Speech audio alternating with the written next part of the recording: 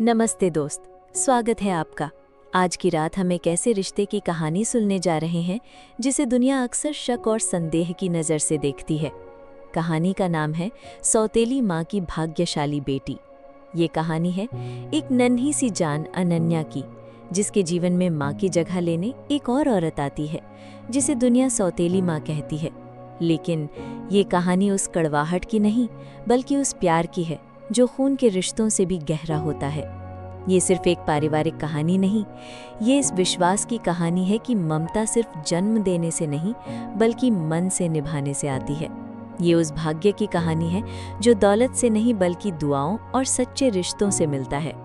जैसे जैसे आप इस कहानी की नरम गलियों में आगे बढ़ेंगे, आपको एक शांत घर की महक महसूस होगी, एक माँ के आंचल का धीमा स्पर्श याद आएगा, और शायद आपके होठों पर एक मीठी सी मुस्कान तैर जाएगी जो आपको एक गहरी और सुकून भरी नींद की ओर ले जाएगी। अगर ऐसी दिल को छू लेने वाली कहानियाँ आपको पसंद हैं, तो इस चैनल को सब्सक्राइब करना मत भूलिएगा। यहाँ हर रात एक नई कहानी आपके इंतज़ार में होती है। और हाँ, हमेशा की तरह कमेंट में ज़रूर बताइएगा कि आप हमें किस शहर से सुन रहे हैं और आपकी घड़ी में इस वक्त क्या समय हो रहा है। आपके हर एक कमेंट से हमारा रिश्ता और भी गहरा होता है। तो अब रोशनी धीमी कर लीजिए, अपनी आंखें धीरे धीरे बंद कर लीजिए और मेरे साथ चलिए उस छोटे से घर के आंगन में, जहां एक बेटी को अपनी सौतेली माँ में अपनी किस्मत का सबसे खूबसूरत सितारा मिलने वाला था। पिताजी के दोबारा शादी करने का फैसला जब अनन्या ने पहली बार सुना, तो उसकी दुनिया जैसे कांप गई थी। वो सिर्फ 10 साल की थी। अपनी माँ को गए हुए अभी 2 ही साल हुए थे। उन 2 सालों में घर घर नहीं रहा था, बस 4 दीवारें रह गई थी, जिसमें एक खामोशी और माँ की धुंधली सी यादें बसती थीं। उसके पिताजी रमेश एक भले इंसान थे। वो अनन्या को बहुत प्यार करते थे, लेकिन वो एक पिता थे। माँ की तरह आंचल में छिपाकर आंसू पोंछना उन्हें नहीं आता था। वो अनन्या के लिए बाजार से खिलौने ले आते, पर उसके बिखरे बालों में प्यार से कंघी करना उन्हें नहीं आता था। घर में एक खालीपन था जिसे एक मर्द का अकेलापन कभी नहीं भर सकता था। एक रात जब रमेश अनन्या के सिर पर हाथ फेर रहे थे, तो उन्होंने हिम्मत करके कहा, बेटा, मैंने सोचा है मैं शादी कर लूं। तुम्हारे लिए एक माँ आ जाएगी, घर फिर से घर बन जाएगा। अनन्या ने कुछ नहीं कहा, बस अपनी चादर को और कसकर पकड़ लिया। उसकी छोटी सी दुनिया में माँ शब्द का मतलब सिर्फ एक ही चेहरा था, जो अब बस तस्वीरों में रहता था। और दूसरी माँ या सौतेली माँ का मतलब तो उसने कहानियों में सुना था। एक ऐसी औरत जो बच्चों को परेशान करती है, उनसे काम कराती है और उन्हें प्यार नहीं करती। उस रात वो देर तक रोती रही। और फिर वो दिन आ ही गया जब शारदा उस घर में दुल्हन बनकर आई।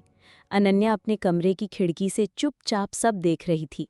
घर में कुछ रिश्तेदार थे, हल्की फुल्की चहल पहल थी, लेकिन अनन्या के लिए ये सब एक डरावने सपने जैसा था।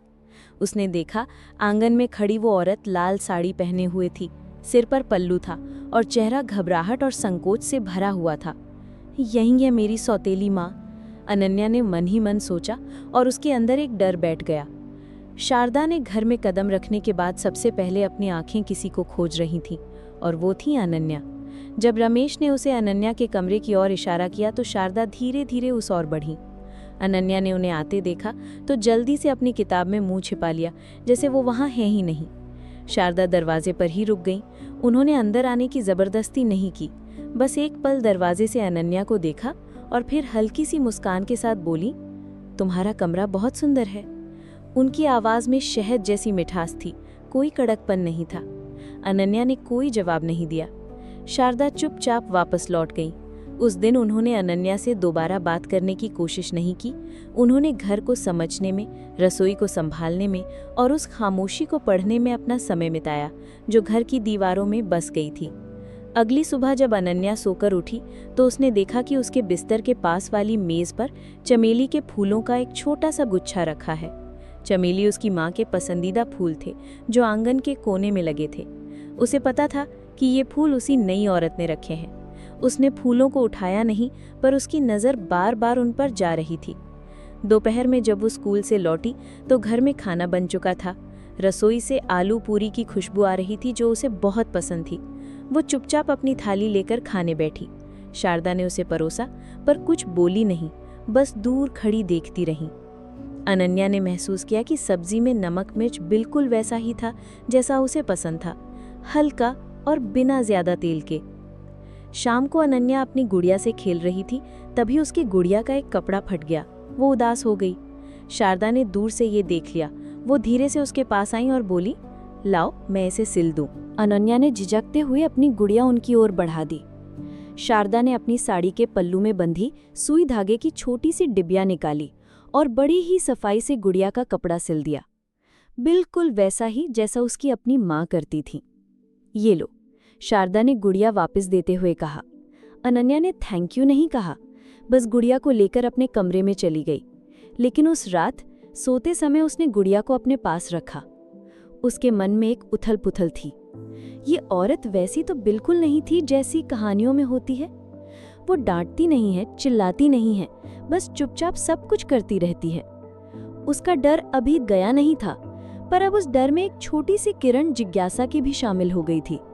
वो जानना चाहती थी कि ये औरत आखिर है कैसी। उस दिन के बाद से घर में एक अजीब सी खामोशी छाई हुई थी। ये वो खामोशी नहीं थी जो माँ के जाने के बाद पसरी थी, बल्कि वो खामोशी थी जो किसी नए रिश्ते के शुरू होने से पहले होती है, एक दूसरे को समझने और जानने वाली। अनन्या अभी भी शारदा से सीधे बात नहीं करती थी, लेकिन अब वो उन्हें छुपकर देखती नहीं थी। वो देखती कि कैसे शारदा सुबह सबसे पहले उठकर घर को साफ करती हैं। उनकी हर सुबह का पहला काम था अनन्या की स्कूल की यूनिफॉर्म को इस्त्री करके उसकी मेज पर रखना। फिर वो रसोई में जाती और अनन्या के पसंदीदा पराठे या पूरी का नाश्ता बनाती ताकि उसका दिन अच्छा जाए। एक सुबह अनन्या ने अपने टिफिन में देखा कि उसकी पसंद के आलू के पराठे के साथ एक छोटा सा कागज का टुकड़ा रखा है।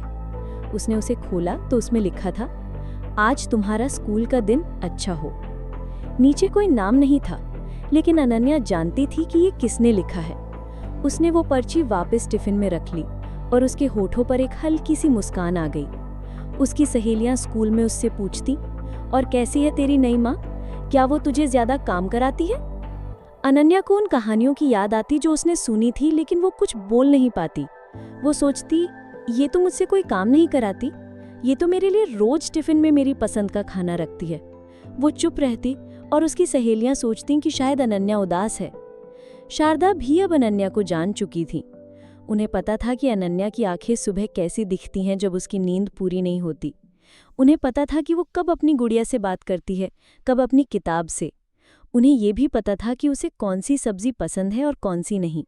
वो बस चुपचाप सब करती रहती, बिना किसी उम्मीद के। एक दिन अनन्या का स्कूल में एक प्रोजेक्ट था जिसमें उसे गांव की पुरानी कला के बारे में जानकारी देनी थी। अनन्या ने बहुत कोशिश की, पर उसे कोई जानकारी नहीं मिली। उसके पिताजी को भी इन सब बातों का ज्यादा ज्ञान नहीं था। वो उदास हो गई, क्योंकि उसे पता था कि अगर वो प्रोजेक्ट जमा नहीं करेगी तो उसकी मास्टर जी डांटेंगी। शारदा ने उसे उदास देखा तो पहली बार वो उसके पास आकर बैठ गई। क्या हुआ बेटा? उन्होंने धीरे से पूछा। ये अनन्या और शारदा की पहली सच्ची बातचीत थी। अनन्या ने कुछ नहीं कहा, बस अपनी कॉपी और किताब उनके आगे रख दी। ये प्रोजेक्ट है, पर मुझे कोई जानकारी नहीं मिल रही। शारदा ने कॉपी देखी। पुराने जमाने की कला? हाँ, मैं जानती हूँ, उन्होंने कहा। हमारे पुराने घर में एक बहुत पुरानी किताब है जिसमें सब लिखा है। शायद वो तुम्हारे काम आ जाए। शारदा ने अपनी पुरानी पेटी में से एक मोटी धूल भरी किताब निकाली। उसके पन्ने पीले पड़ चुके थे और उसमें बहुत से चित्र थे। वो किताब शारदा की माँ की थी। शारदा ने वो किताब अनन्या को दे दी। इसे पढ़ो, तुम्हें जरूर जानकारी मिल जाएगी। अनन्या ने उस किताब को उठाया। उसमें सूत की बुनाई, मिट्टी के खिलौने और कागज की कला के बारे में बहुत सी तस्वीरें और जानकारी थी। अनन्या को ऐसा लगा जैसे उसे कोई खजाना मिल गया हो। उसने रात भर वो किताब पढ़ी और अगली सुबह अपना प्रोजेक्ट पूरा कर लिया। स्कूल में उसके मास्टर जी ने उसके प्रोजेक्ट की बहुत तारीफ की। उन्होंने कहा, ये जानकारी तो गांव के किसी बुजुर्ग के पास ही मिल सकती है, तुमने ये कहाँ से ली? अनन्या को ये सुनकर बहुत खुशी हुई। उसने घर जाकर शारदा को दिखाया कि कैसे उसके मास्टर जी ने उसके प्रोजेक्ट में ए ग्रेड दिया है। शारदा मुस्कुराई, लेकिन उन्होंने अपनी खुशी को ज्यादा जाहिर नहीं किया। अनन्या ने उस रात अपनी गुड़िया को अपने पास रखा और सोचा, ये माँ जैसी तो बिल्कुल भी नहीं है, पर ये तो मेरी मदद करती है। ये तो मेरे लिए रोज टिफिन में मेरा पसंदीदा खाना रखती है। ये तो मेरी मुश्किलों को हल करती है। क्या यही भाग्य है? वो धीरे धीरे समझ गई कि उसकी सौतेली माँ कहानियों वाली चुड़ैल नहीं बल्कि एक फरिश्ता बनकर उसके जीवन में आई थी। वो सिर्फ अच्छी माँ नहीं बल्कि उसकी किस्मत को भी अच्छा बना रही थी। स्कूल में प्रोजेक्ट की सफलता के बाद अनन्या के मन में शारदा के लिए जो शक की दीवार थी वो धीरे धीरे रेत की तरह ढहने लगी थी।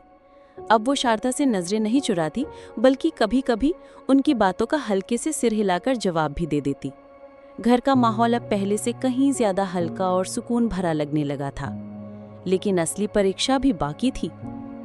एक रात जब अनन्या सो रही थी तो अचानक उसकी नींद बेचैनी से टूट गई। उसका शरीर तप रहा था और सिर में तेज दर्द हो रहा था। उसने अपनी आंखें खोली तो उसे सब कुछ धुंधला नजर आ रहा था। उसने धीमे आवाज में अपने पिता को पुकारा, बाबा। रमेश दौड़कर उसके कमरे में आए। उन्होंने अनन्या के माथे पर हाथ रखा तो घबरा गए। अरे बेटा, तुझे तो बहुत तेज बुखार है। उन्होंने तुरंत अलमारी से दवा निकाली और उसे खिलाने की कोशिश की, पर अनन्या कुछ भी खाने पीने की हालत में नहीं थी।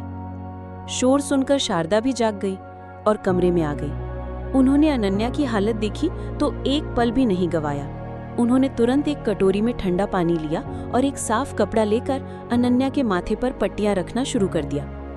आप परेशान मत होइए, उन्होंने रमेश से कहा।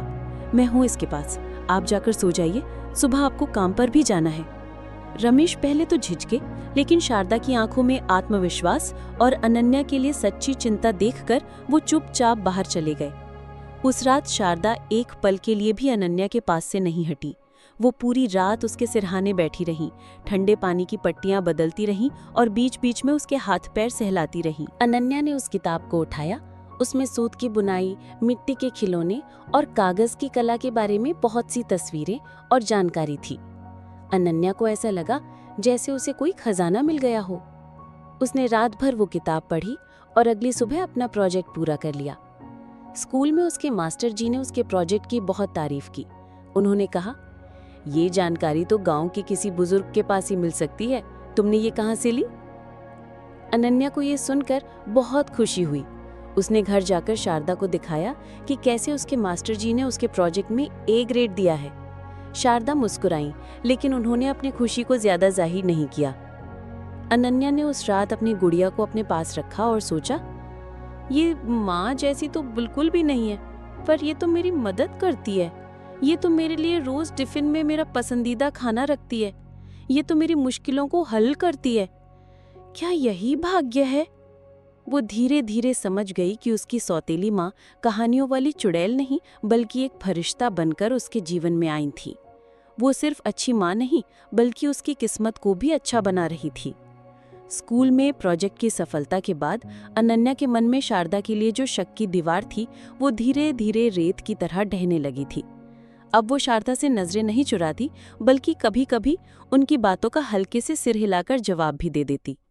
घर का माहौल अब पहले से कहीं ज्यादा हल्का और सुकून भरा लगने लगा था। लेकिन असली परीक्षा भी बाकी थी। एक रात जब अनन्या सो रही थी तो अचानक उसकी नींद बेचैनी से टूट गई। उसका शरीर तप रहा था और सिर में तेज दर्द हो रहा था। उसने अपनी आंखें खोली तो उसे सब कुछ धुंधला नजर आ रहा था। उसने धीमे आवाज में अपने पिता को पुकारा, बाबा। रमेश दौड़कर उसके कमरे में आए। उन्होंने अनन्या के माथे पर हाथ रखा तो घबरा गए। अरे बेटा, तुझे तो बहुत तेज बुखार है। उन्होंने तुरंत अलमारी से दवा निकाली और उसे खिलाने की कोशिश की, पर अनन्या कुछ भी खाने पीने की हालत में नहीं थी। शोर सुनकर शारदा भी जाग गई और कमरे में आ गई। उन्होंने अनन्या की हालत देखी तो एक पल भी नहीं गवाया। उन्होंने तुरंत एक कटोरी में ठंडा पानी लिया और एक साफ कपड़ा लेकर अनन्या के माथे पर पट्टियां रखना शुरू कर दिया। आप परेशान मत होइए, उन्होंने रमेश से कहा। मैं हूँ इसके पास, आप जाकर सो जाइए, सुबह आपको काम पर भी जाना है। रमेश पहले तो झिझके, लेकिन शारदा की आंखों में आत्मविश्वास और अनन्या के लिए सच्ची चिंता देखकर वो चुपचाप बाहर चले गए। उस रात शारदा एक पल के लिए भी अनन्या के पास से नहीं हटी। वो पूरी रात उसके सिरहाने बैठी रहीं, ठंडे पानी की पट्टियां बदलती रहीं और बीच बीच में उसके हाथ पैर सहलाती रहीं। अनन्या बुखार की बेहोशी में कभी कभी अपनी माँ को पुकारती, माँ माँ। हर बार जब वो माँ कहती, शारदा धीरे से उसके बालों में हाथ फेरती और कहती, हाँ बेटा, मैं यही हूँ, सो जा। उनकी आवाज में इतनी ममता थी कि अनन्या को सच में महसूस होता कि उसकी माँ उसके पास ही है। आधी रात को जब अनन्या की आंख खुली तो उसने देखा कि शारदा उसके पास ही जमीन पर बैठी सो गई हैं, लेकिन उनका एक हाथ अब भी अनन्या के हाथ पर था, जैसे उसे छोड़ना ना चाहती हो। अनन्या ने पहली बार शारदा को इतने करीब से देखा। नींद में उनका चेहरा कितना शांत और मासूम लग रहा था।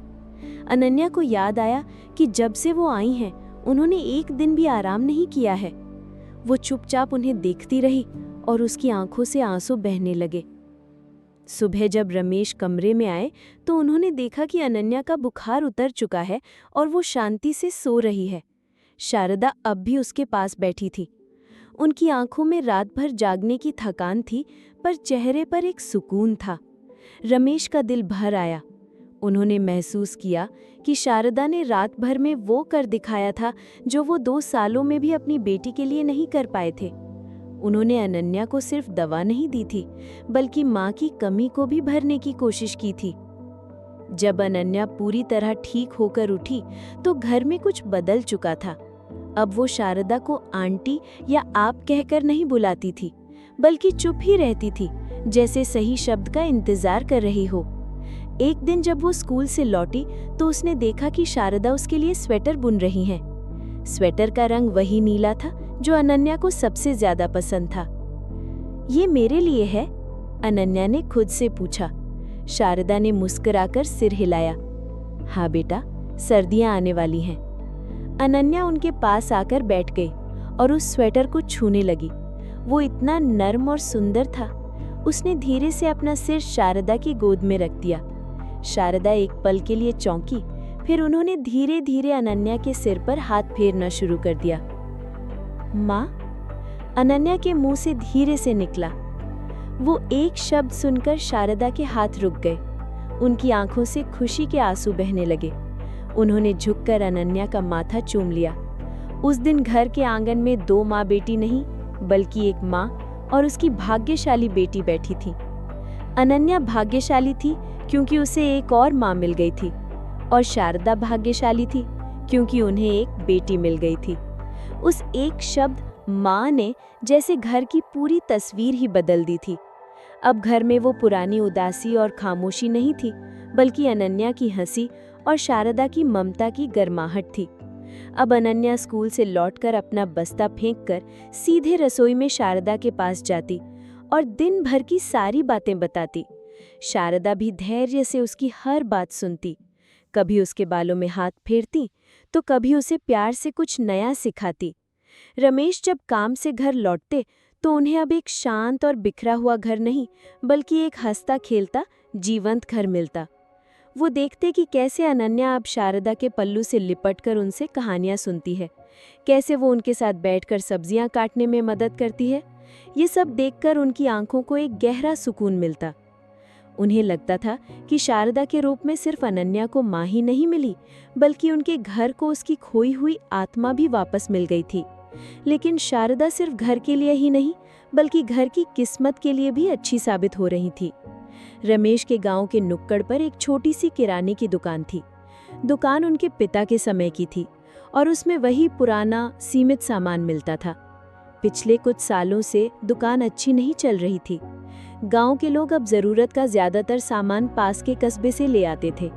रमेश इस बात से परेशान रहते, पर उन्हें कोई नया रास्ता नहीं सूझ रहा था। शारदा कुछ दिनों से ये सब देख रही थी। वो गांव की औरतों से जब बातें करती तो उनकी जरूरतें समझती। एक रात जब तीनों साथ बैठकर खाना खा रहे थे तो शारदा ने धीरे से रमेश से कहा, मैंने देखा है गांव की औरतों को अच्छे मसाले और अचार लेने के लिए कस्बे तक जाना पड़ता है। अगर हम अपनी दुकान पर घर के बने साफ सुथरे मसाले और अचार रखें तो कैसा रहेगा? रमेश ने पहले तो संकोच किया। हमने तो आज तक सिर्फ तेल, साबुन, अनाज ही बेचा है। ये सब कौन बनाएगा और चलेगा भी या नहीं? इससे पहले कि शारदा कुछ कहती, अनन्या तुरंत बोल पड़ी, हाँ बाबा, माँ बहुत अच्छा अचार बनाती है, मैंने खाया है, गांव में सबको पसंद आएगा। अनन्या का अपनी नई माँ पर ये अटूट विश्वास देखकर रमेश मुस्कुरा दिए। ठीक है, उन्होंने कहा, कोशिश करके देखते हैं। अगले कुछ दिन घर में एक नई ही रौनक आ गई। शारदा सुबह सुबह ताजे आम, नींबू और मिर्चें ले आती। वो और अनन्या मिलकर उन्हें काटते, सुखाते और फिर शारदा अपने खास मसालों के साथ उनका अचार डालती। रसोई घर उन मसालों की खुशबू से महक उठता। अनन्या के लिए ये किसी खेल जैसा था और शारदा के लिए ये अपने नए घर को संवारने का एक और तरीका। जब अचार और मसाले तैयार हो गए तो रमेश ने उन्हें छोटी छोटी बरनियों में भरकर अपनी दुकान पर सजा दिया। शुरू में तो लोग बस देखकर चले जाते, पर जब शारदा ने गांव की 2-4 औरतों को अचार चखाया तो बात पूरे गांव में फैल गई। अरे, रमेश की दुकान पर शारदा भाभी के हाथ का बना अचार मिलता है, स्वाद तो बिल्कुल घर जैसा है। धीरे धीरे उनकी दुकान पर भीड़ बढ़ने लगी। जो औरतें पहले कस्बे जाती थीं, अब वो सब रमेश की दुकान से ही मसाले और अचार खरीदने लगी। दुकान की बिक्री पहले से 2 गुनी हो गई। घर में जो पैसों की तंगी चल रही थी वो अब दूर होने लगी थी। रमेश हैरान थे। जो काम वो सालों से नहीं कर पाए वो शारदा के एक छोटे से विचार ने कर दिखाया था। दिवाली का त्योहार आया। पिछले 2 साल से दिवाली पर घर में बस 1-2 दिए जलते थे और कोई उत्साह नहीं होता था, पर इस साल घर को खूब सजाया गया था। अनन्या और शारदा ने मिलकर रंगोली बनाई, घर में नए पर्दे लगाए और आंगन को दियों की रोशनी से भर दिया। रात को पूजा के बाद जब तीनों आंगन में बैठकर पटाखे देख रहे थे तो रमेश ने शारदा की तरफ देखकर कहा, शारदा, तुम सच में इस घर का भाग्य बनकर आई हो। तुम्हारे आने से ना सिर्फ अनन्या को माँ मिली बल्कि इस घर की किस्मत ही बदल गई है। शारदा ने मुस्कुराकर अनन्या की ओर देखा जो खुशी से फुलझड़ी जला रही थी। अनन्या ने अपने पिता की बात सुन ली थी। वो दौड़कर आई और शारदा के गले से लिपट गई। उसने मन ही मन सोचा, बाबा सही कहते हैं, माँ मेरे लिए दुनिया का सबसे अच्छा तोहफा है। उसे आज समझ आया कि वो क्यों अपनी सौतेली माँ की भाग्यशाली बेटी थी। दिवाली के बाद घर में एक स्थायी खुशी और शांति बस गई थी। रमेश की दुकान अब सबकी पसंदीदा जगह बन गई थी और शारदा का नाम अब हर कोई इज्जत से लेता था। अनन्या भी अब एक शांत सहमी हुई बच्ची नहीं थी बल्कि एक खुशमिजाज और आत्मविश्वासी लड़की बन गई थी जिसका अपनी माँ से रिश्ता सहेलियों जैसा था। ऐसा लगता था मानो इस छोटे से परिवार ने अपने हिस्से के सारे दुख देख लिए थे और अब सिर्फ सुख ही सुख था। लेकिन किस्मत शायद उनकी एक और परीक्षा लेना चाहती थी। एक दिन जब रमेश दुकान पर थे और अनन्या स्कूल से लौटी ही थी तो दरवाजे पर एक तांगा आकर रुका।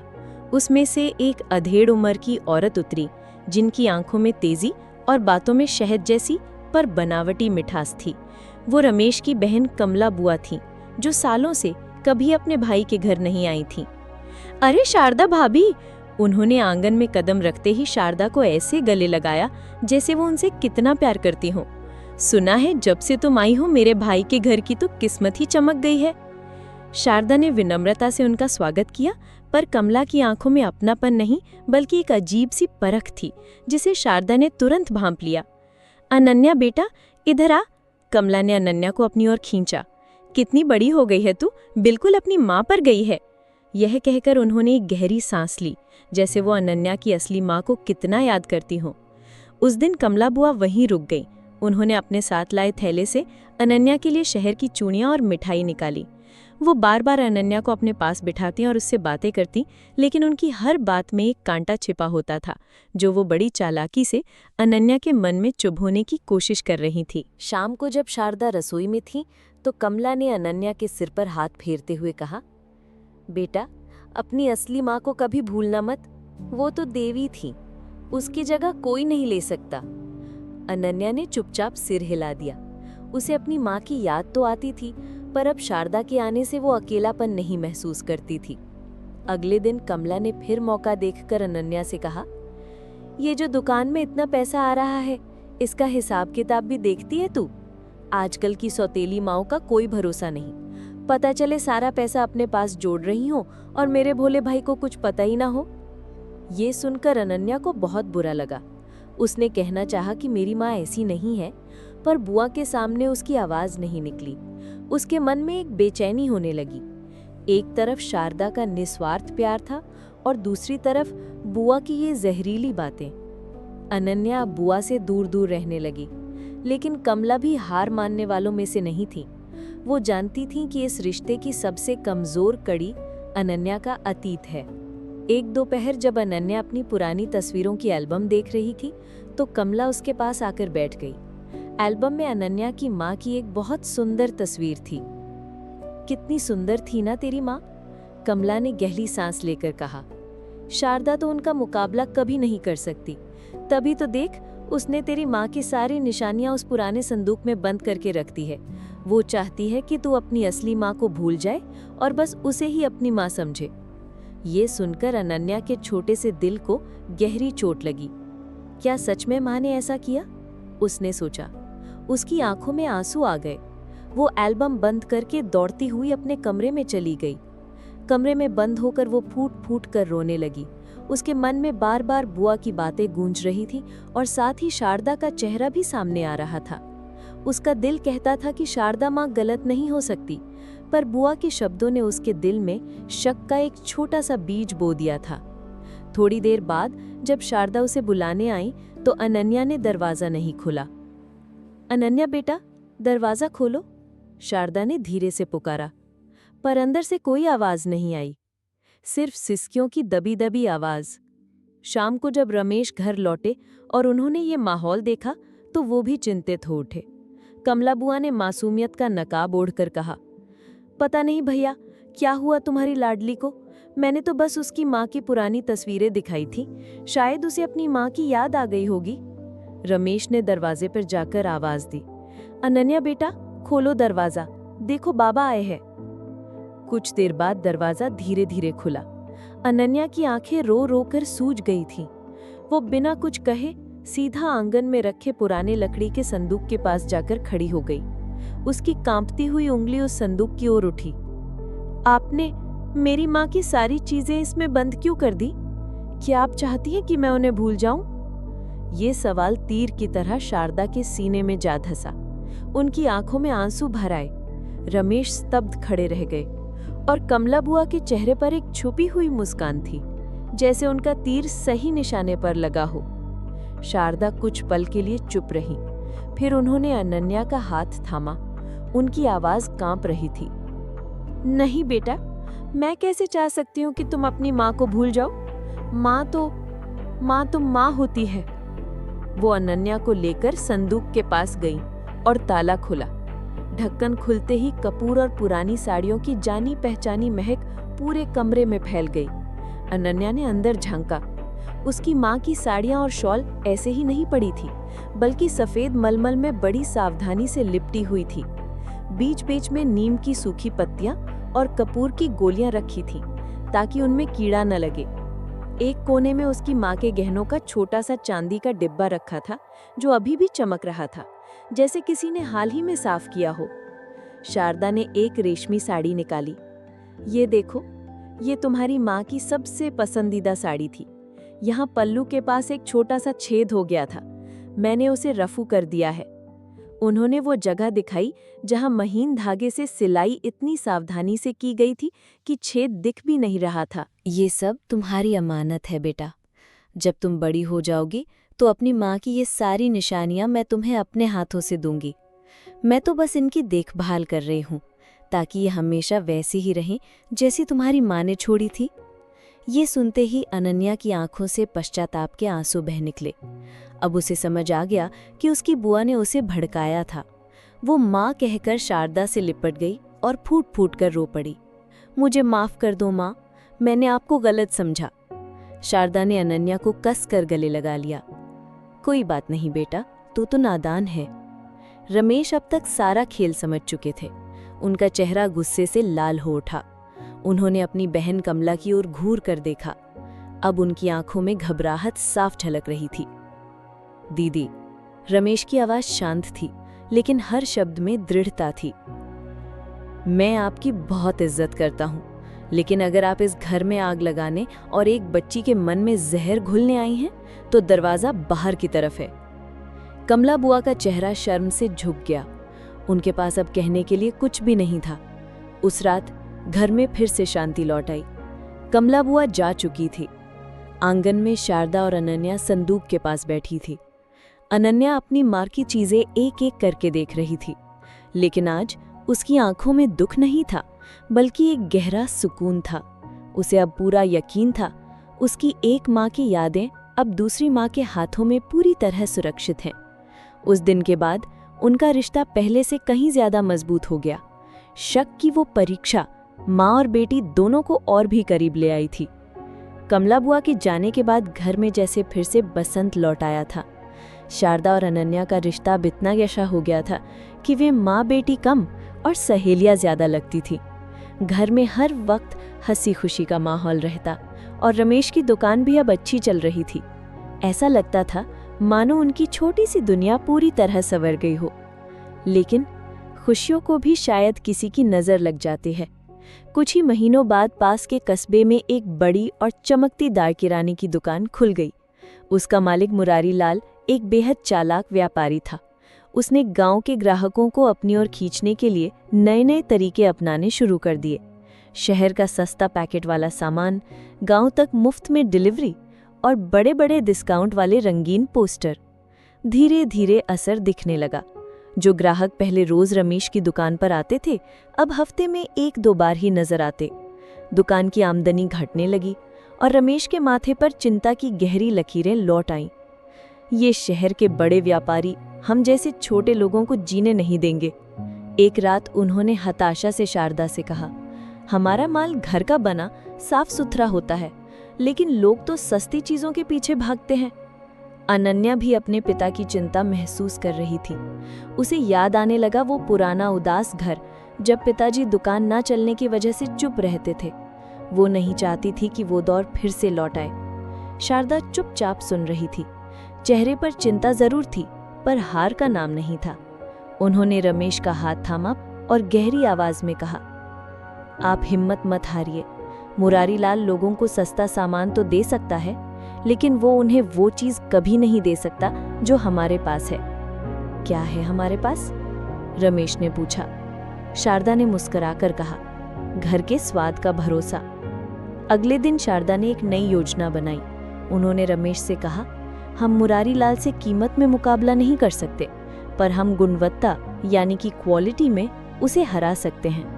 लोग उसकी दुकान से पैकेट का सामान तो ले लेंगे, पर वहां उन्हें घर जैसा स्वाद नहीं मिलेगा।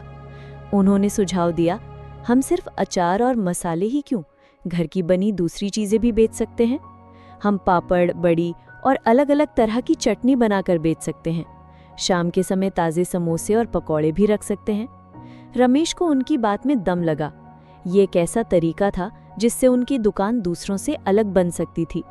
अनन्या, जो ये सब सुन रही थी, खुशी से उछल पड़ी। हाँ माँ, और मैं इन सब चीज़ों के लिए सुंदर सुंदर पैकेट बनाऊंगी। मैं उन पर हाथ से फूल पत्तियां बनाऊंगी। उस दिन से घर का आंगन एक छोटी सी रसोई कार्यशाला में बदल गया। शारदा दिन में तरह तरह की चीजें बनाती। उनकी बनाई पापड़ और बड़ी की खुशबू पूरे मोहल्ले में फैल जाती। अनन्या स्कूल से आकर उन चीजों को सुंदर कागज के पैकेट में पैक करती और उन पर अपने छोटे छोटे हाथों से रंगीन डिजाइन बनाती। रमेश ने भी अपनी दुकान को नया रूप दिया। उन्होंने एक नया बोर्ड लगवाया जिस पर मोटे मोटे अक्षरों में लिखा था, शारदा के घर का स्वाद। शुरू में तो असर धीमा रहा, पर जैसे जैसे लोगों ने उनके घर की बनी चीजों का स्वाद चखा, उनकी दुकान पर भीड़ फिर से बढ़ने लगी। अब लोग सिर्फ सस्ता सामान नहीं, बल्कि अच्छा और भरोसेमंद स्वाद खरीदने आते थे। शाम के समय उनकी दुकान पर समोसे खाने वालों की लाइन लग जाती। मुरारी लाल की बड़ी दुकान अब भी चल रही थी, पर रमेश की छोटी सी दुकान ने अपनी एक अलग पहचान बना ली थी। ये अब सिर्फ एक किराने की दुकान नहीं थी, बल्कि गांव के अपनेपन और स्वाद का एक केंद्र बन गई थी। उस शाम जब दुकान बंद करके तीनों घर लौटे, तो रमेश के चेहरे पर महीनों बाद वही पुरानी रौनक थी। उन्होंने शारदा से कहा, तुमने सही कहा था, हम कीमत में नहीं पर प्यार और स्वाद में हमेशा जीत सकते हैं। अनन्या ने दोनों को देखा और सोचा, मेरी माँ सिर्फ भाग्यशाली नहीं है, वो बहुत समझदार भी है। उसने महसूस किया कि कोई भी बाहरी चुनौती उनके परिवार को तब तक नहीं तोड़ सकती जब तक वे तीनों एक साथ मिलकर उसका सामना करेंगे। दुकान की सफलता ने घर में सिर्फ पैसा ही नहीं, बल्कि एक नया आत्मविश्वास भी लाया था। रमेश अब शाम को थके हुए और चिंतित नहीं बल्कि एक संतुष्ट मुस्कान के साथ घर लौटते। अनन्या के भीतर भी एक नया उत्साह था। वो अब सिर्फ एक बच्ची नहीं थी जो अपनी माँ की मदद करती हो, बल्कि उसे लगता था जैसे वो इस सफलता में एक बराबर की भागीदार है। एक दिन जब गांव के सरपंच चौपाल पर घोषणा कर रहे थे कि अगले महीने गांव में बसंत का वार्षिक मेला लगेगा, तो अनन्या के मन में एक नया विचार आया। मेला गांव का सबसे बड़ा उत्सव होता था, जहां आसपास के गांव से भी हजारों लोग आते थे। उस रात अनन्या ने खाना खाते समय कहा, माँ, हमें मेले में अपनी दुकान लगानी चाहिए। रमेश ये सुनकर चौंक गए। मेले में? बेटा, वहां तो बड़े बड़े दुकानदार आते हैं, हमारी छोटी सी दुकान वहां कहाँ टिकेगी? उनका स्वर चिंता से भरा था। और मेले के लिए इतना सारा माल एक साथ बनाना आसान नहीं है, अगर बिका नहीं तो बहुत नुकसान हो जाएगा। लेकिन शारदा की आंखों में एक चमक थी। उन्होंने अनन्या की ओर देखा और मुस्कुराई। आपकी बेटी का विचार बहुत अच्छा है, उन्होंने रमेश से कहा। नुकसान की चिंता क्यों करते हैं? कोशिश करने में क्या हर्ज है? हम सब मिलकर मेहनत करेंगे। अनन्या का उत्साह और शारदा का भरोसा देखकर रमेश चुप हो गए। उन्होंने हामी भर दी। अगले दिन से ही तैयारी शुरू हो गई, लेकिन जल्द ही उन्हें एहसास हुआ कि ये काम सिर्फ 3 लोगों के बस का नहीं है। मेले के लिए सैकड़ों पैकेट पापड़, बड़ी और कई किलो अचार बनाना था। उस शाम जब शारदा आंगन में बैठी हिसाब लगा रही थी, तो उनके मन में एक और विचार आया। ये विचार सिर्फ उनकी दुकान के लिए नहीं, बल्कि गांव की दूसरी औरतों के लिए भी था। अगली सुबह वो गांव की उन 4-5 औरतों के घर गईं, जो घर के कामों में तो निपुण थीं, पर उनके पास आमदनी का कोई जरिया नहीं था। उन्होंने सबको अपने आंगन में बुलाया। बहन, शारदा ने सबसे कहा, जैसा तुम सब जानती हो, हम मेले में अपनी दुकान लगा रहे हैं, पर ये काम अकेले मुझसे नहीं होगा। मैं चाहती हूँ कि हम सब मिलकर ये काम करें। हम सब मिलकर पापड़, बड़ी और चटनी बनाएंगे। जो भी मुनाफा होगा, हम सब अपनी अपनी मेहनत के हिसाब से आपस में बांट लेंगे। पहले तो औरतें झिझकी, उन्होंने कभी घर के बाहर कोई काम नहीं किया था, पर शारदा की ईमानदारी और कुछ पैसे कमाने का अवसर देखकर वे सब तैयार हो गई। उस दिन के बाद से रमेश का आंगन एक छोटी सी महिला कार्यशाला में बदल गया। रोज सुबह जब बच्चे स्कूल चले जाते तो गांव की औरतें वहां इकट्ठा हो जाती। कोई दाल पीसता, कोई मसाले कूटता, कोई पापड़ बेलता। आंगन में अब सिर्फ एक चूल्हे का धुआं नहीं, बल्कि कई औरतों की हंसी, उनकी बातें और उनकी साझा मेहनत की खुशबू फैल गई थी। इस पूरे काम की बागडोर अब अनन्या ने संभाल ली थी। वो एक छोटी मैनेजर की तरह सबको बताती कि पैकेट कैसे बनाने हैं, उन पर डिजाइन कैसे करना है। उसने दूसरी लड़कियों को भी अपने साथ लगा लिया। वे सब मिलकर रंगीन कागजों और धागों से पैकेट सजाती। अब रमेश सिर्फ एक दुकानदार नहीं थे, बल्कि इस छोटे से महिला समूह के प्रबंधक बन गए थे। वो कच्चा माल लाना, हिसाब किताब रखना और सबको उनके काम में मदद करना, सब कुछ खुशी खुशी करते। मेले से एक दिन पहले की शाम उनका पूरा आंगन तैयार माल से भरा हुआ था। सुंदर सुंदर पैकेटों में बंद घर के बने स्वाद की महक चारों ओर फैली थी। शारदा, अनन्या, रमेश और गांव की बाकी औरतें अपने साझा काम को गर्व और उम्मीद से देख रही थी। शारदा ने जो भाग्य का दिया जलाया था, उसकी रोशनी अब सिर्फ उनके घर तक ही सीमित नहीं थी, बल्कि पूरे गांव के आंगन में फैलने लगी थी। अनन्या अब सिर्फ अपनी माँ की भाग्यशाली बेटी नहीं थी, वो अब उस भाग्य को दूसरों तक पहुंचाने का एक जरिया बन गई थी। अब इंतजार था मेले के दिन का, जो ये तय करने वाला था कि उनकी ये सामूहिक मेहनत कितनी सफल होती है। मेले की सुबह गांव में एक नई ऊर्जा लेकर आई। दूर से ही झूले की चरमराती आवाज, लाउडस्पीकर पर बजते पुराने गीत और लोगों की चहल पहल सुनाई दे रही थी। हवा में जलेबी, चाट और भुनी हुई मूंगफली की मिलीजुली महक तैर रही थी। रमेश, शारदा, अनन्या और उनके साथ गांव की 5 औरतें सब मिलकर एक बैलगाड़ी में अपना सामान लादकर मेले के मैदान की ओर चले। उनके चेहरों पर रात भर की मेहनत की थकान थी, पर आंखों में एक बड़ी उम्मीद की चमक थी। मेले में उन्हें एक कोने में जगह मिली। उन्होंने मिलकर अपनी छोटी सी दुकान सजाई। अनन्या और दूसरी लड़कियों ने हाथ से बने कागज के फूलों और रंगीन कपड़ों से दुकान को ऐसा रूप दिया कि वो सादगी में भी बहुत सुंदर लग रही थी। ऊपर एक हाथ से रंगा हुआ बैनर लटकाया गया, शारदा के घर का स्वाद। मेला शुरू हुआ और धीरे धीरे भीड़ बढ़ने लगी। लोग आते, उनकी दुकान की तरफ एक नज़र डालते, पर फिर खिलौनों और चाट के ठेलों की ओर बढ़ जाते। शुरू का 1 घंटा ऐसे ही बीत गया। दुकान पर कोई ग्राहक नहीं आया। औरतों के चेहरे पर चिंता की लकीरें उभरने लगी। रमेश का दिल भी बैठने लगा। कहीं मैंने जल्दबाजी तो नहीं कर दी, उन्होंने सोचा। तभी शारदा ने हिम्मत दिखाई। उन्होंने एक छोटी सी थाली में अपने सबसे स्वादिष्ट आम के अचार के कुछ टुकड़े और 2-4 मठरी रखी। वो दुकान के आगे खड़ी हो गई और वहां से गुजरती हुई एक महिला को रोककर बोली, बहन जी, एक बार चख कर तो देखिए, घर का बना है, बिना किसी मिलावट के। महिला ने पहले तो झिझकते हुए एक टुकड़ा उठाया, पर जैसे ही उसे चखा उसकी आंखें हैरानगी से फैल गईं। अरे वाह, ये तो बिल्कुल मेरी माँ के हाथ के जैसा स्वाद है। ये पैकेट कितने का है? बस वही पहली ग्राहक थी जिसने दुकान पर भीड़ का तांता लगा दिया। एक से दूसरे और दूसरे से तीसरे स्वाद की खबर हवा की तरह फैलने लगी। लोग अब दूसरे ठेलों को छोड़कर उनकी दुकान की ओर आने लगे। भैया, ये मिर्च का अचार देना, आंवले का मुरब्बा है क्या? ये पापड़ तो बहुत ही स्वादिष्ट हैं, 2 पैकेट और देना। अब दुकान पर इतनी भीड़ थी कि किसी को एक पल की भी फुर्सत नहीं थी। शारदा हर ग्राहक से हल्की मुस्कान के साथ बात करती, रमेश जल्दी जल्दी सामान तौलते, अनन्या पैसों का हिसाब रखती और बाकी औरतें ग्राहकों को सामान पकड़ाती। वो सब एक टीम की तरह काम कर रही थीं, जिनके बीच एक अटूट विश्वास था। दोपहर होते होते कस्बे वाला व्यापारी मुरारी लाल भी मेले में घूमता हुआ उनके दुकान के पास से गुजरा। अपनी दुकान खाली छोड़कर लोगों को यहाँ भीड़ लगाए देख उसके चेहरे पर हैरानी और जलन का भाव साफ झलक रहा था। उसी समय गांव के सरपंच भी मेले का जायजा लेने वहां पहुंचे। उन्होंने शारदा की दुकान पर भीड़ देखी तो वे भी पास आ गए। उन्होंने अचार चखा और बहुत प्रभावित हुए। उन्होंने वहीं खड़े होकर जोर से कहा, शारदा बहन, तुमने तो कमाल ही कर दिया। तुमने सिर्फ अचार और पापड़ नहीं बनाए, तुमने हमारे गांव की औरतों को हिम्मत और सम्मान दिया है। हमारा गांव तुम पर गर्व करता है। सरपंच के मुंह से ये तारीफ सुनकर शारदा, अनन्या और बाकी सभी औरतों के चेहरे गर्व से चमक उठे। उनकी मेहनत को आज सबसे बड़ा सम्मान मिला था। शाम होते होते उनका लगभग सारा सामान बिक चुका था। पैसों का डिब्बा नोटों से भरा हुआ था। वो सब थक कर चूर हो चुकी थीं, पर उनके चेहरों पर थकान नहीं, बल्कि एक गहरी संतुष्टि और जीत की चमक थी। जब मेला खत्म हो रहा था और आसमान में तारे निकलने लगे थे, वो सब अपनी दुकान के पास जमीन पर बैठकर दिन भर की कमाई गिन रही थीं। रकम इतनी थी जितनी उन औरतों ने अपनी पूरी जिंदगी में एक साथ नहीं देखी थी। शारदा ने ईमानदारी से मुनाफे का हिस्सा सबके बीच बांट दिया। जब उन्होंने पैसे अपने हाथ में लिए तो उनकी आंखें भर आईं। ये सिर्फ पैसा नहीं था, ये उनकी मेहनत, उनकी इज्जत और उनके आत्मविश्वास की पहली कमाई थी। अनन्या दूर खड़ी अपनी माँ को देख रही थी, जो चुपचाप गांव की दूसरी औरतों के चेहरों पर खुशी ला रही थी।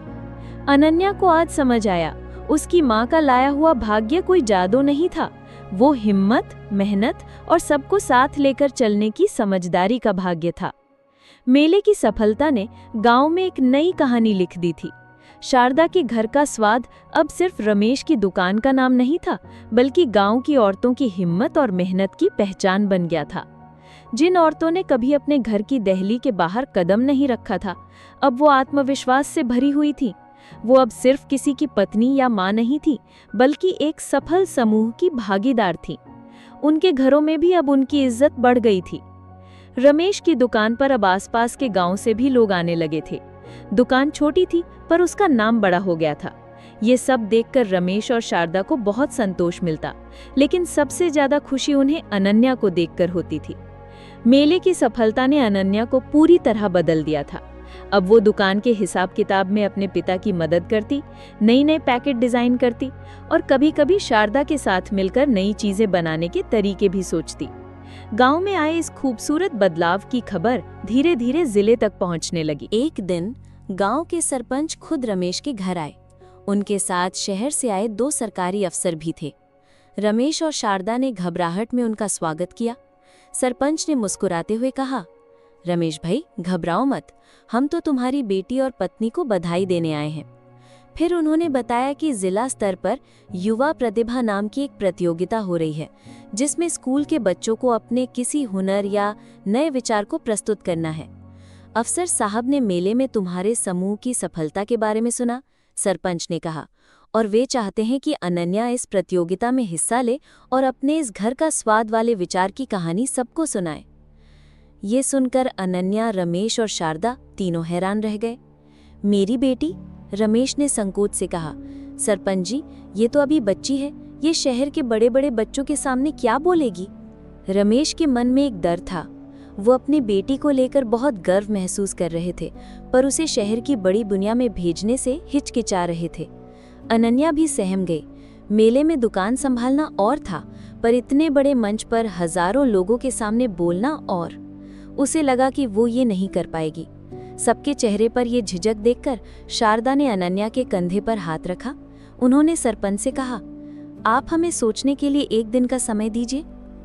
उस रात घर में एक अजीब सी खामोशी थी। अनन्या अपनी किताबों में खोई हुई थी, पर उसका ध्यान पढ़ाई में नहीं था। रमेश चुपचाप आंगन में टहल रहे थे। शारदा अनन्या के पास गई और उसके सिर पर हाथ फेरते हुए बोली, बेटा क्या सोच रही है? माँ, मैं ये नहीं कर पाऊंगी, अनन्या ने धीमी आवाज में कहा। वहाँ सब शहर के बच्चे होंगे जो अंग्रेजी में बात करते होंगे, मैं उनके सामने कैसे बोलूंगी? शारदा ने उसे अपने पास बैठाया। बेटा, तुम्हें किसी की नकल नहीं करनी है, तुम्हें बस अपनी कहानी सुनानी है। वो कहानी जो तुमने, मैंने और गांव की सभी औरतों ने मिलकर लिखी है। तुम्हें ये बताना है कि कैसे छोटे छोटे हाथों की मेहनत से भी बड़ा सपना पूरा किया जा सकता है। फिर उन्होंने रमेश की ओर देखा और समझाते हुए कहा, हम अपनी बेटी को पंख तो देना चाहते हैं, पर जब उसके उड़ने का समय आता है तो हम डर जाते हैं। हमें उस पर भरोसा करना होगा, वो गिरेगी नहीं। शारदा की बातों ने अनन्या और रमेश दोनों के मन का डर निकाल दिया। अनन्या की आंखों में एक नई चमक आ गई। उसने फैसला कर लिया कि वो प्रतियोगिता में हिस्सा लेगी। अगले कुछ दिन पूरा घर अनन्या की तैयारी में लग गया। रमेश दुकान से जल्दी लौटकर उसकी मदद करते। शारदा और गांव की दूसरी औरतें उसे अपनी अपनी कहानियां सुनाती कि कैसे इस काम ने उनकी जिंदगी बदल दी। अनन्या ने उन सब कहानियों को, अपनी मेहनत और अपने सपनों को मिलाकर एक सुंदर प्रस्तुति तैयार की। जिस दिन उसे प्रतियोगिता के लिए शहर जाना था, पूरा गांव उसे विदा करने आया। शारदा ने उसका टिफिन पैक करते हुए कहा, याद रखना बेटा, जीत हार से कोई फर्क नहीं पड़ता, बस वहां जाकर हिम्मत से अपनी बात कहना, वही तुम्हारी असली जीत होगी। अनन्या ने अपनी माँ के पैर छुए और बस में बैठ गई। जब बस चली तो उसने पीछे मुड़कर देखा। उसकी माँ, उसके पिता और पूरा गांव उसे हाथ हिलाकर विदा कर रहा था। उनकी आंखों में आंसू थे, पर वे गर्व के आंसू थे। आज उनकी भाग्यशाली बेटी अपने भाग्य को एक नई उड़ान देने के लिए शहर जा रही थी। क्या चाहोगी मैं अगले हिस्से में शहर की प्रतियोगिता का माहौल बनाकर लिखूं, जहां अनन्या मंच पर पहुंचती है और पूरा हॉल। प्रतियोगिता का दिन आ गया। शहर का बड़ा सा सभागार बच्चों और उनके माता पिता से खचाखच भरा हुआ था। मंच पर तेज रोशनी थी और सामने बैठे जजों के चेहरों पर गंभीरता साफ झलक रही थी। अनन्या ने चारों ओर देखा। उसका दिल बैठने लगा। बाकी सभी बच्चे बड़े बड़े स्कूलों की साफ सुथरी यूनिफॉर्म में थे। कोई लैपटॉप पर अपनी प्रेजेंटेशन की तैयारी कर रहा था, तो कोई आत्मविश्वास से भरी हुई अंग्रेजी में बात कर रहा था। उनके पास आधुनिक व्यापार के नए नए विचार थे। कोई मोबाइल ऐप बनाने की बात कर रहा था, तो कोई रोबोटिक्स का प्रोजेक्ट दिखा रहा था। और उनके बीच अनन्या थी, गांव की एक साधारण सी लड़की, साधारण से कपड़ों में। उसके पास न कोई लैपटॉप था, न फैंसी चार्ट, बस हाथ से बने कुछ कागज और अचार पापड़ के वो सुंदर पैकेट, जिन्हें उसने और गांव की लड़कियों ने मिलकर सजाया था। एक पल के लिए उसे अपनी बुआ की बातें याद आ गईं। तू शहर के बच्चों का मुकाबला नहीं कर सकती। उसका आत्मविश्वास डगमगाने लगा। वो मंच के पीछे खड़ी अपनी बारी का इंतजार कर रही थी। उसका दिल इतनी तेज धड़क रहा था कि उसे अपनी ही धड़कनों की आवाज सुनाई दे रही थी। सामने देखती तो बच्चे बड़े आत्मविश्वास से अपने विचार रख रहे थे। अनन्या, उसने धीरे से अपने आप से कहा, अचार और पापड़ की मेरी कहानी इन बड़े बड़े विचारों के सामने कितनी छोटी और पुरानी है। उसका मन हुआ कि वो भाग जाए, वापस अपने गांव, अपनी माँ के आंचल में छिप जाए। तभी उसकी आंखों के सामने शारदा का चेहरा तैर गया। माँ के शब्द गूंज उठे, जीत हार से कोई फर्क नहीं पड़ता बेटा, बस वहां जाकर हिम्मत से अपनी बात कहना, वही तुम्हारी असली जीत होगी। उसे गांव की उन औरतों के चेहरे याद आए जिनकी उम्मीदें उससे जुड़ी थी। उसे अपने पिता की आंखों का गर्व याद आया और बस ये सोचते ही उसका सारा डर जैसे पिघल गया। अब उसे समझ आ गया था कि वो यहाँ सिर्फ प्रतियोगिता जीतने नहीं आई है, वो यहाँ अपने गांव की औरतों की हिम्मत की कहानी सुनाने आई है। और फिर मंच से उसका नाम पुकारा गया। अग्रणी प्रतिभागी हैं रामपुर गांव से अनन्या। अनन्या ने एक गहरी सांस ली और मंच की ओर बढ़ गई। तेज रोशनी और हजारों आंखों को अपनी ओर घूरते देख एक पल के लिए उसके कदम लड़खड़ाए, पर फिर उसने खुद को संभाला। उसने अपनी कांपती हुई आवाज में बोलना शुरू किया। नमस्ते, मेरा नाम अनन्या है और मैं किसी बड़े व्यापार की नहीं बल्कि अपने गांव की कुछ औरतों की हिम्मत की कहानी सुनाने आई हूँ। उसके पास कोई पावर पॉइंट प्रेजेंटेशन नहीं थी। उसने मेज पर अपने हाथ से बने अचार पापड़ के पैकेट सजा दिए। उसने किसी बड़े व्यापारी की तरह मुनाफे या बाजार की बातें नहीं की। उसने एक कहानी सुनाई। उसने बताया कि कैसे उसकी माँ ने गांव की उन औरतों को जोड़ा जिनके हुनर को कोई नहीं पहचानता था। उसने बताया कि कैसे उन्होंने मिलकर घर के स्वाद को अपनी आमदनी और सम्मान का जरिया बनाया। जैसे जैसे वो बोलती गई, उसकी आवाज का कंपन खत्म होता गया। अब वो घबरा नहीं रही थी, वो अपनी कहानी जी रही थी। उसकी आंखों में एक सच्चाई थी, एक ईमानदारी थी जिसने पूरे सभागार को शांत कर दिया। जज और दर्शक अब सिर्फ एक व्यापार का विचार नहीं सुन रहे थे, वे बदलाव की एक सच्ची और प्रेरणादायक कहानी सुन रहे थे। अपनी बात खत्म करते हुए उसने अपने हाथ से बना एक पैकेट उठाया। ये सिर्फ एक पैकेट नहीं है, उसने भरी हुई आवाज में कहा। ये मेरे गांव की औरतों की मेहनत है, ये मेरी माँ का विश्वास है और यही मेरा भाग्य है। जब उसने बोलना खत्म किया तो पूरे हॉल में एक पल के लिए सन्नाटा छा गया और फिर वो सन्नाटा तालियों की जोरदार गड़गड़ाहट में बदल गया। लोग खड़े होकर उसके लिए तालियां बजाने लगे। जजों के चेहरे पर भी एक गहरी मुस्कान और सम्मान का भाव था। शाम को जब नतीजों की घोषणा हुई तो पहला पुरस्कार अनन्या को मिला। जब वो मंच पर अपनी ट्रॉफी लेने गई तो उसकी आंखों में खुशी के आंसू थे। सभागार की तेज रोशनी में भी उसे अपनी माँ का मुस्कुराता हुआ चेहरा, अपने पिता का गर्व से भरा हुआ आंखें और गांव की उन सभी औरतों की उम्मीदें नजर आ रही थी। आज उस सौतेली माँ की भाग्यशाली बेटी ने यह साबित कर दिया था कि असली भाग्य किसी के देने से नहीं बल्कि अपनी मेहनत, हिम्मत और सच्चाई से खुद बनाया जाता है। तो दोस्तों, ये थी अनन्या और उसकी माँ शारदा की कहानी। एक कहानी जो हमें सिखाती है कि माँ का रिश्ता जन्म से नहीं बल्कि ममता और अपनेपन से बनता है, और ये भी कि सच्चा भाग्य किसी और के देने से नहीं बल्कि हिम्मत और अच्छाई से खुद बनाया जाता है।